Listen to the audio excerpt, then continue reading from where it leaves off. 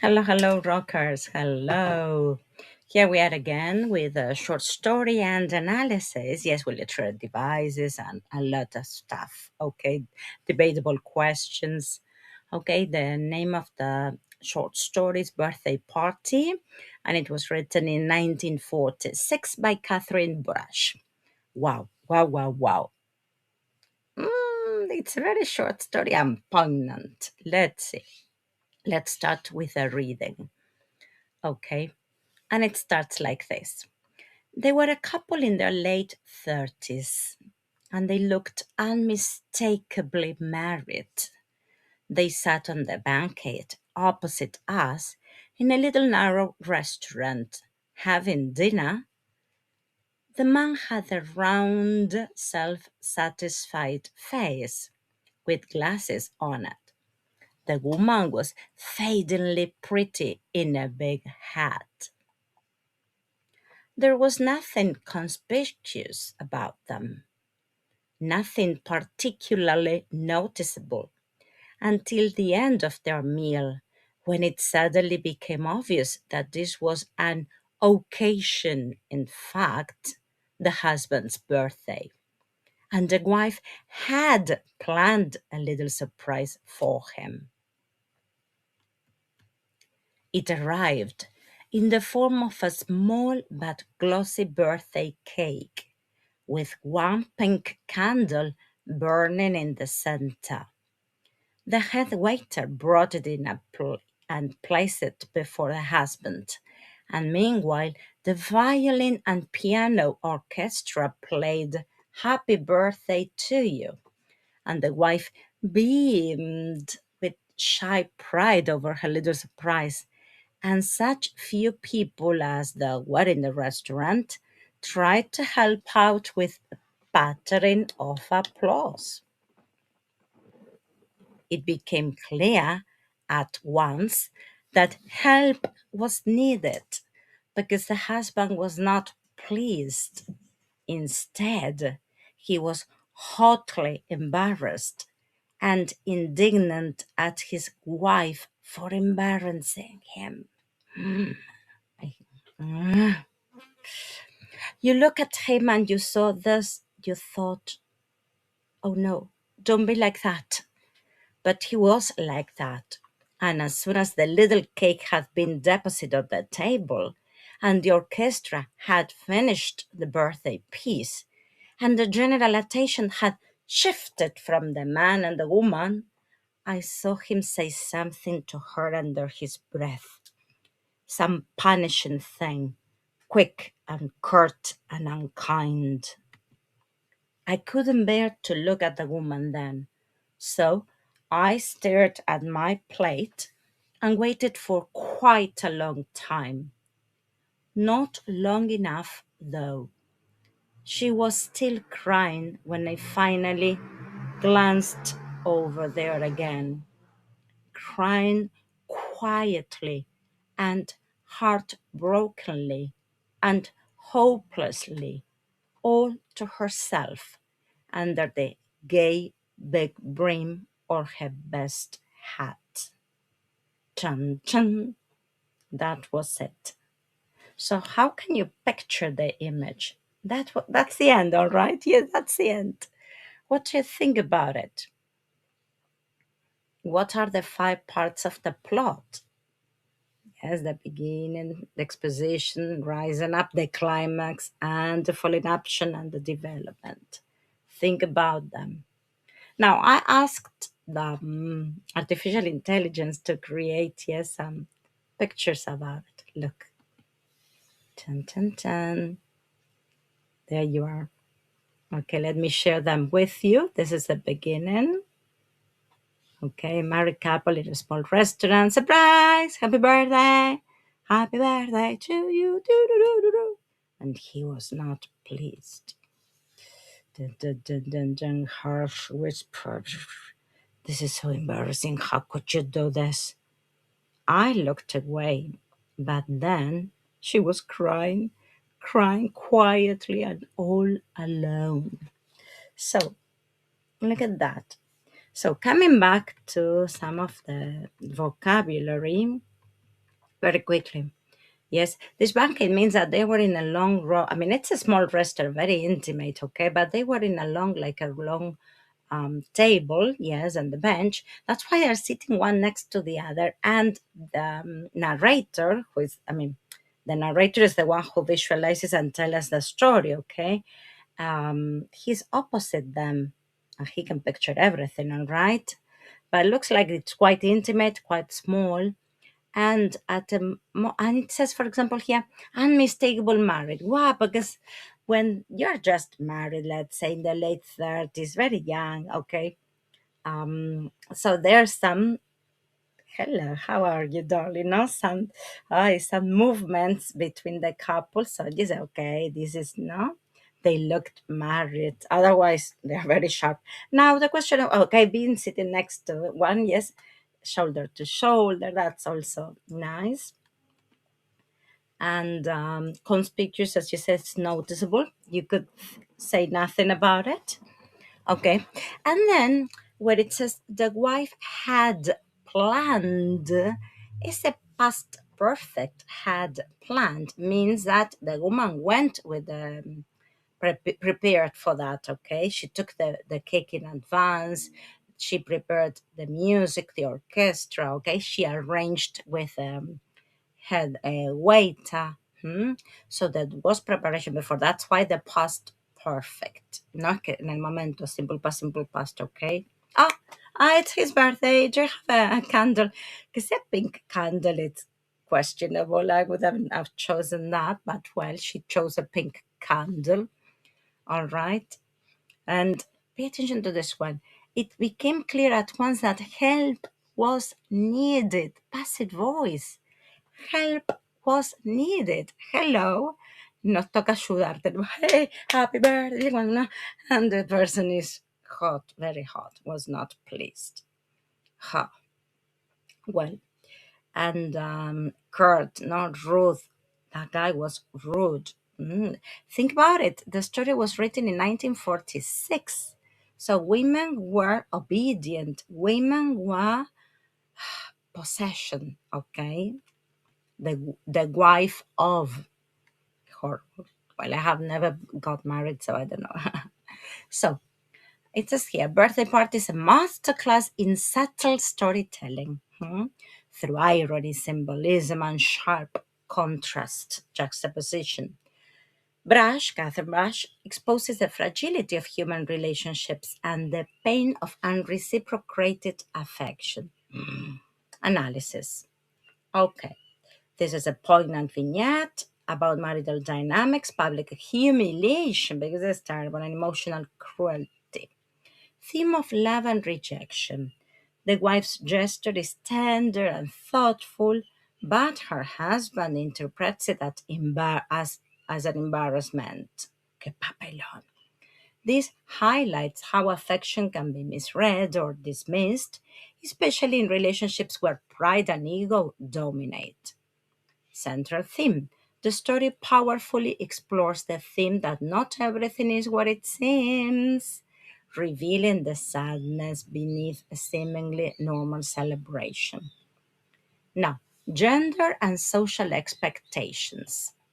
The wife is described as fadingly pretty, suggesting societal pressures on women to maintain beauty and charm. Her effort to please her husband reflects traditional expectation of women as caretakers of emotional life. His rejection underscores the imbalance of power. Public versus private personas. The husband's embarrassment stems from being publicly celebrated, revealing his discomfort with vulnerability. His whispered cruelty contrasts with the wife's public displays of affection, showing how private words can wound, pueden herir, more deeply than public gestures. Ay, stabbing in your neck. Narrator's role. The narrator acts as a witness, unable to intervene. That's a problem, but deeply affected. And this is what the narrator transmits us, yeah? The use of second person narration when he says, remember at the end that he says, you could have said that, you, and he uses a you, forces the reader to share the narrator's discomfort, making us complicit in the act of watching cruelty unfold. Agreed. Emotional impact. The story's brevity intensifies its effect. In just a few paragraphs, Brush captures the collapse of a moment meant to be joyful into one of despair.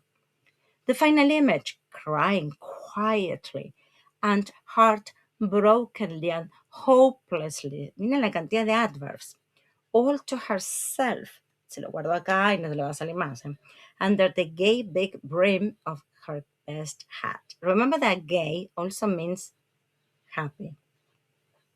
Cuando, miren, en los noventas, I was a teacher in a bilingual school, and I had to teach, we are all happy and gay. Imagine that.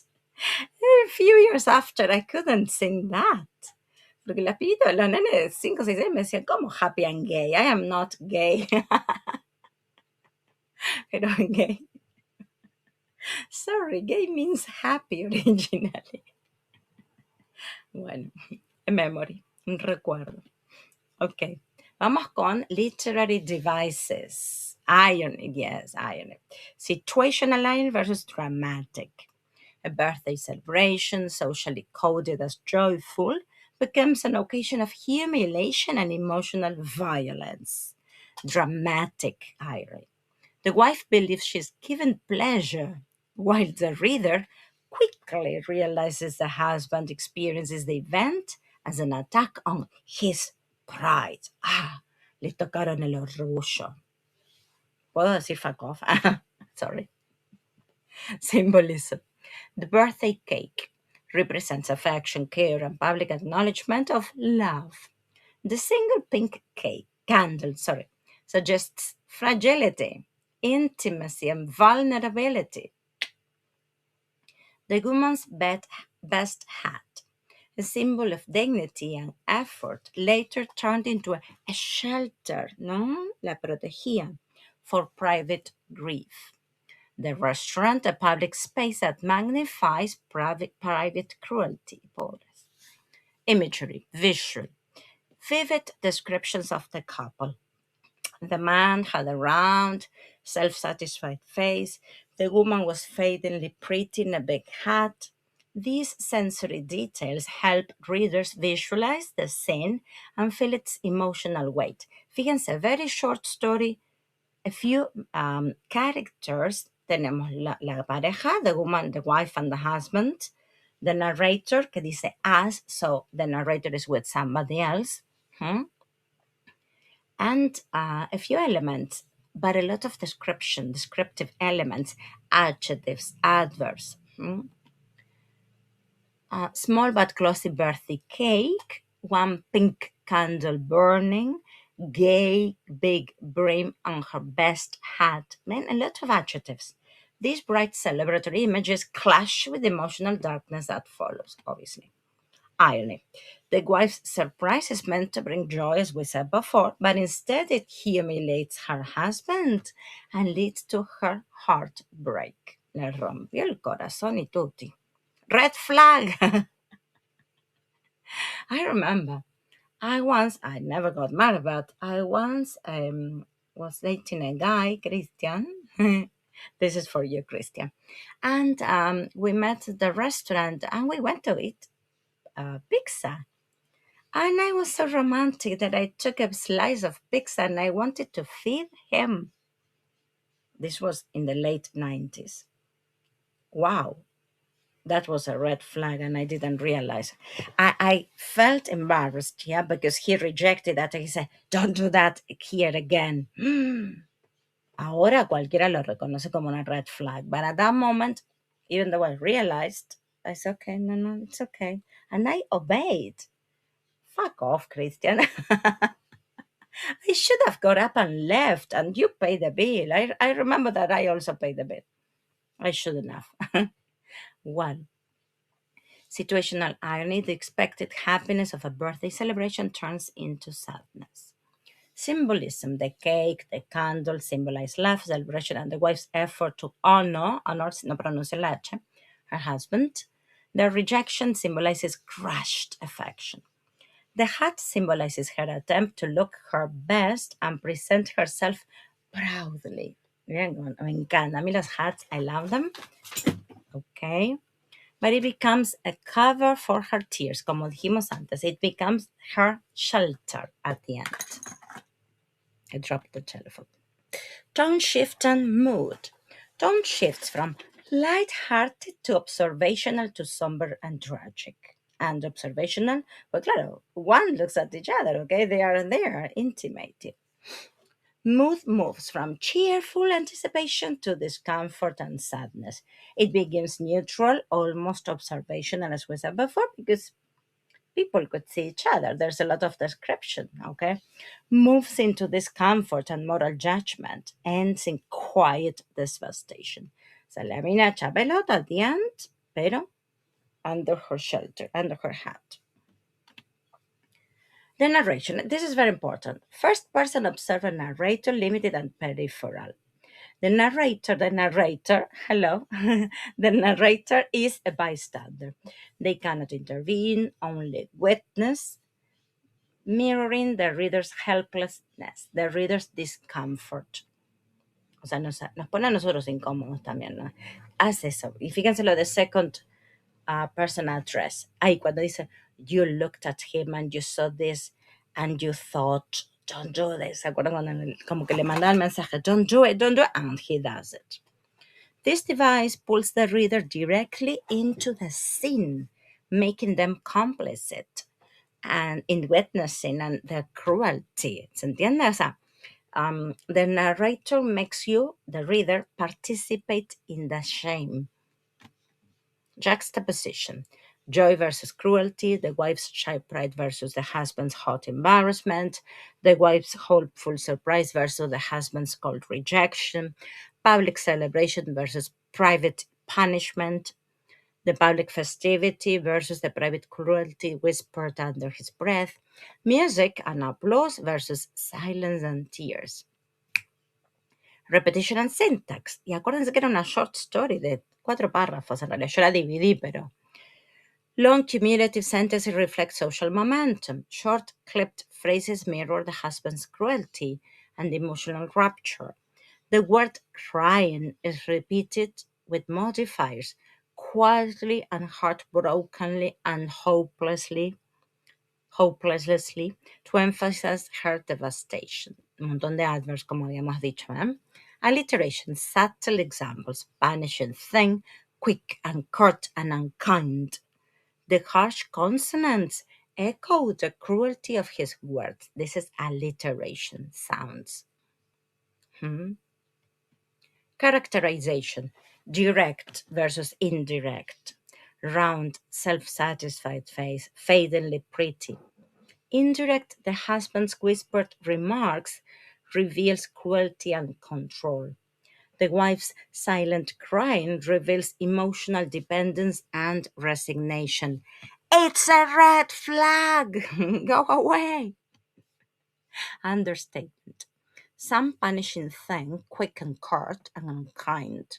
The vagueness intensifies the cruelty by forcing the reader to imagine the words. Totally. Pathos. The story appeals strongly to the reader's empathy, especially in the final paragraph. Metonymy. I saw him say something to her under his breath. Speech stands in for emotional abuse and power dynamics. Now, Catherine Brush, the birthday party, it's birthday party, not the, exposes the quiet brutality that can exist within ordinary marriages. The story is deceptively simple. No dramatic confrontation, no raised voices, no public scandal. Instead, Brush uses restraint as a weapon, allowing a single whispered sentence to devastate an entire emotional world. The public setting is crucial. The restaurant, the music, and the polite applause from a social stage where happiness is expected to perform on cue. Within this space, the wife's surprise cake is not merely a gift, but a gesture of love offered in front of witnesses. When the husband reacts with embarrassment and anger, his response becomes not just personal or punitive. He reclaims control by humiliating her privately after the public gaze has moved on. Chan chan. Gaze is a way of looking. Irony fuels the story's emotional impact. The cake, the candle, and the song are symbols of celebration, yet they provoke cruelty rather than gratitude. Brush sharpens this irony through imagery that remains cheerful even as the emotional temperature drops. The pink candle continues to glow while the wife collapses inward, crying quietly and heartbrokenly and hopelessly. The adverse stack like weighs, ¿no? Como que pesa mucho todos esos adverbs, emphasizing the depth and finality of her despair. Hmm? Now, the final image of the woman crying beneath her gay big brim of a hat is devastating. The hat, once chosen with care, becomes a fragile shield, concealing suffering in plain sight. The story closes without resolution, suggesting that this moment is not an exception but a pattern. Un patrón, como que se repite. The birthday is over, but the marriage, with all its quiet cruelty, goes on. Who had the cake? Sure. Sorry. I searched for to check if the story continued. Who had the cake? Who had the cake? Who? Sorry, this is not to make fun, but well, now we are in 2026 and things have changed so much. Hmm. Well, how does some debatable questions, all right? How does Catherine Brush present the balance of power in the marriage in the birthday party? Birthday party. How does the writer make the ending of the story powerful? Is the party meant to celebrate life or expose social emptiness? Does the protagonist experience personal growth by the end of the story? How does Brush use irony to criticize social conventions? Is conformity portrayed as necessary or harmful? Can the party be interpreted as a symbol of adulthood? Well, we've got a lot more questions to debate in class, okay? But, well, I hope you enjoyed it, okay? Because it's a short story with a lot of info. And again, how do you manifest this in today's society? Hmm? And I asked another AI to illustrate this. But at first, I told the AI, come on, you changed the woman in the first. Then they were not sitting opposite. It's good because you can identify errors, okay?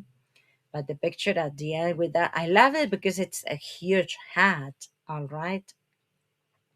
But the first one, it looks like 11 from Stranger Things. She's like, what are you doing with 11 in the picture?